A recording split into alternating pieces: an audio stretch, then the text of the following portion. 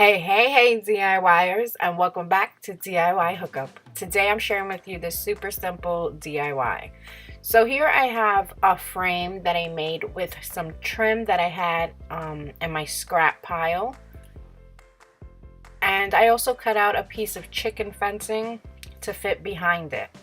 So all I'm doing is just stapling down the chicken fence to the frame, and I'm going to go ahead and do that all around the frame. And then cut off the excess with a wire cutter.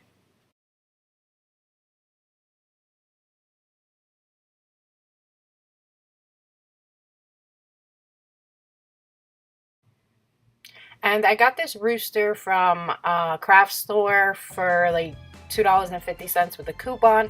I just used some E6000 in the back and clamped it down until it was dry. And now I have this really cute farmhouse picture decor here. Super easy to do and inexpensive. I hope you guys enjoyed this really quick DIY. If you did, give me that thumbs up, leave me a comment, share the video, and if you're new, hit that subscribe button, and I'll see you guys really soon in the next video.